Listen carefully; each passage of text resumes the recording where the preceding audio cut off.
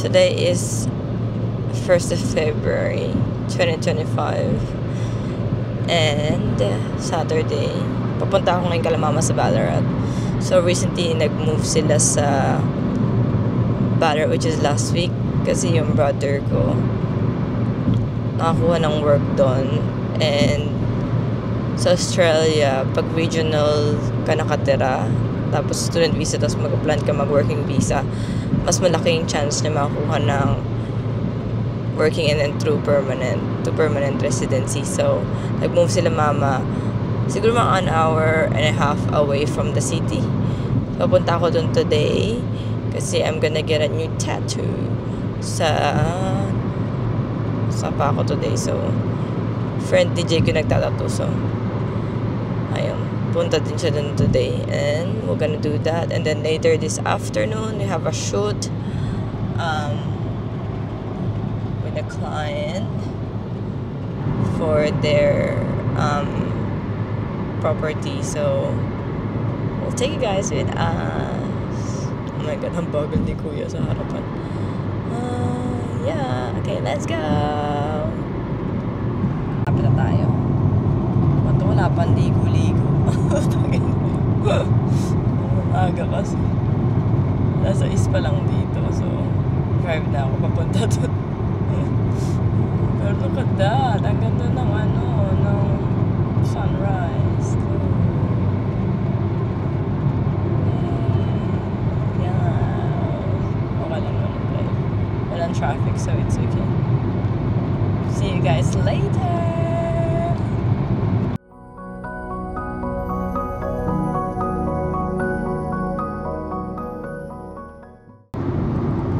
After mga 4 hours of tattoo, tapos no, actually masakit siya pero okay lang, carry, ginusto ko to. Pero push natin. So pabalik na ako sa Melton, pick upin ko si Maybelline, and then we're gonna go sa shoot location namin ngayon. So yung shoot location namin 2 hours away from sa bahay, which is Melton. Tapos after that, magstay kami dun for overnight. But yes, we'll take you guys with us. See you later! Bye!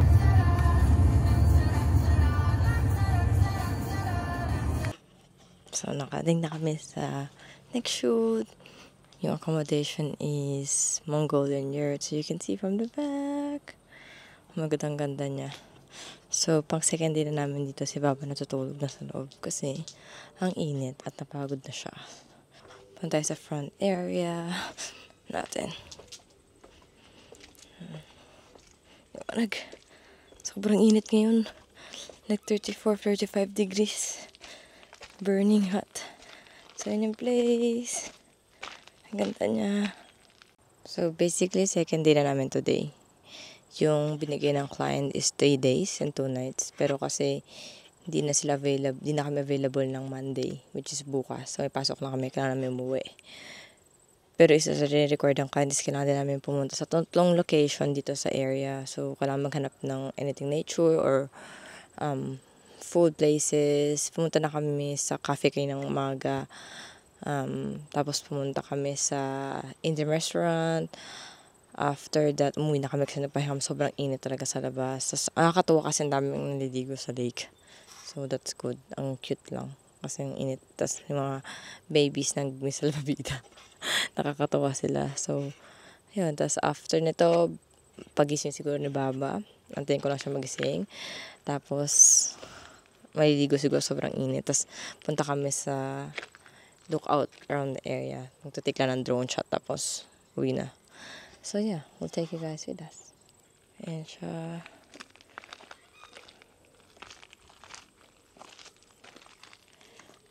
Ang cute dito kasi meron silang mga ganito. May mga dwarf everywhere. So isa lang yan. Tapos may isa pa doon. Nasa nakita niyo ba? Ayan, sa may babaw ng stone. Tapos pagkakit mo sa may parking, kapunta dito may mga dwarf din every time na merong lights, merong mga little dwarfs or elves. Ang cute. But yeah, So ito yung tsura niya, guys. Papasok ka. Ang pangalan niya Everybody's Yurt. Tapos may kita mo dyan. Pagpasok. Oh, sorry, medyo makalat na kasi. Kahapon pa kami dito. Tag na isa doon. Tapos ito yung room. Ayan yung sa likod yung TV. Tapos ito may parang maliit na kitchenette. May microwave, may fridge. Tapos pag ano mo dito, may TV dyan. Tapos pagpunta mo, ayan, tulog na isa. Huwag natin bulabugin at pagod dyan, pagod. Ito yung parang sink nila. Papunta ka dyan. Babuksan mo lang yan, tapos nandun na yung sink sa labas. Mas maliit na bench top. Ito yung place. Ito yung sala. Tapos yun, may TV dyan. Yung mga gamit namin. Hindi na kami muna. Paglabas mo dito. Ito yung garden area. So, pwede ka lang mag-coffee dyan sa morning. Tapos may barbecue area dito. Pwede ka magluto. Tapos, ayan, pwede mag-relax lang dyan sa morning. Mag-kape-kape. Tapos yung view, andun yung mountain sa taas. Kung nakikita niya. Tapos pagpababa dito, may babaan. Tapos ayan yung spa nila. Nagganyan kami kahapon. Hansen, nakasarado na siya. So may spa dyan. Tapos ito yung bathroom. Separate siya. Sorry, magulo na. Kalat na yung gamit. So, yakit mo dito. Ganda na ko spa. Ganda nung Mongolian Yurt yung team. So, ang ganda niya. Okay, alis na kami. Gisingin ko na isa. Bye!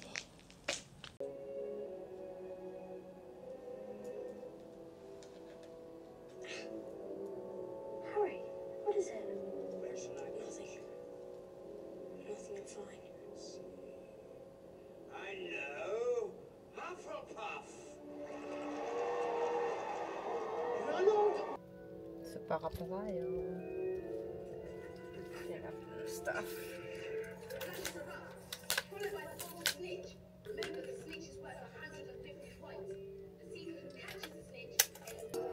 Ganyan, leftover namin from lunch para hindi ba sayang. Kain namin for kami umalis.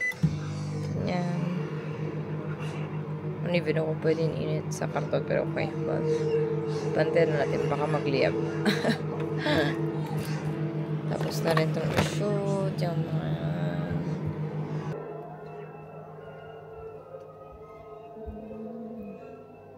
ang gulo na. Gantay na kami ng medyo bumabay araw. So, pag drone shot.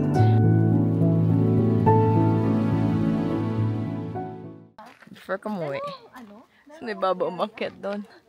Sure ka ba dito? Hindi ako na-inform my hike pala. Gusto naman yun. Ang taas. Baba ang taas. Wait lang. Patali ko lang to. Baka mahulog sa kamay ko.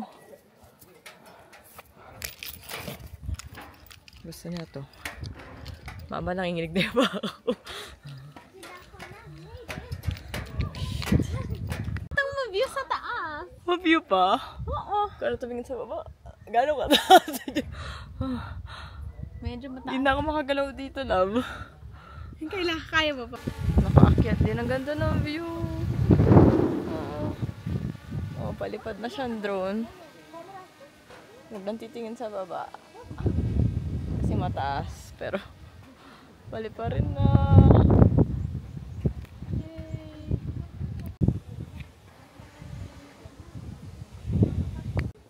Bakit? Nasaan na? Ayun. Hindi mo makita eh. Nag-master shot na siya? Ano ginagawa mo? Landscape, portrait? Landscape. Okay. Dalawang version, okay? Portrait, tapos palutin mo na lang ulit. Ay, kailangan ko siguro umakyat.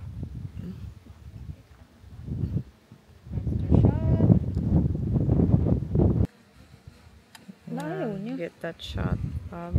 Huh? Go for it. Ayaw niyang mag-ano.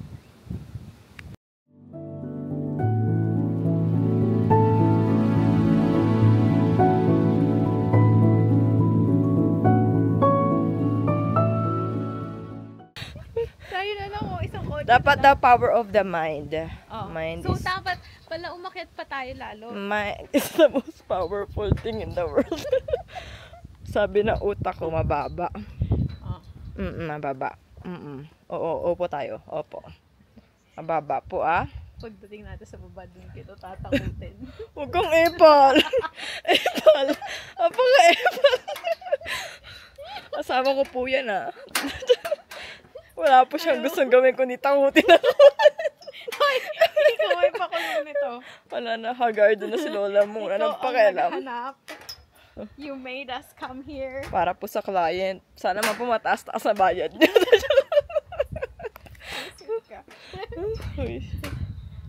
Kaya mo na. Oo. Sige. Kaya. Kaya mo yan. Ayan na, malapit na tayo, guys. Yay! Ayan na. Ayan na yung floor. Tatalo na natin. Bakit kanina hindi mo pinag-floor? Hindi ko kaya. Tara, ayan na po. Ilang step na lang po. We're landed, guys. Buhay pa kami. Applause! Ganito siya kataas. Tignan natin. Yung mga kalokohan ni Baba minsan. Ganyan po siya kataas. Whoa. Go on the side. Just right here. Ayan, no? A little bit. Ay, wait. Ito daw. Ito. Ang taas. Oh my gosh. Ilang floor yan? 1, 2, 3, 4, 5. Ilang floor? Mga 6 na see-through yung stairs. Kamusta naman yung stairs? Oh. Kaya pala, ang pangalan niya, 6. Doon na buwang. Doon na buwang. Doon ka na buwang. Doon na nabuwang. Kasi ko na nga. Oh, yan. Nagbibilang po siya. So, ilan yan? Ilang level? Oo, ilan yan? 1, 2, 3, Sige. 4, Kaya mo yan, mahal. Naniniwala ako sa... 2, 3, 4, 5, 6, 7, 8, Ha? 9. Siguro mga 10. 10? Mga 9. Di nga magkasya sa isang screen yung taas, oh. Ayan. Nag-search po siya. So, ilan? Wait lang, nag-ano pa siya eh. Load pa eh. May signal ka. Ulo. Wait lang, try natin. Baka pa makuha na siya. Wait lang. Tingin pa siya. Na kung gano'ng kataas. Yung taas niya, meron na. Kasi nandito lang. At an elevation of 1,245 meters. The summit features a lookout tower which is 21 meters high and offers panoramic views over Melbourne, the Yarra Valley, and... Oh, that means ilang floor yun? Hindi ko lang yung floor. 21 meters high eh. Oh my gosh. Nasurvive po namin. Tagal eh. Okay. Lapit ako sa bahay. So, makatulog na din.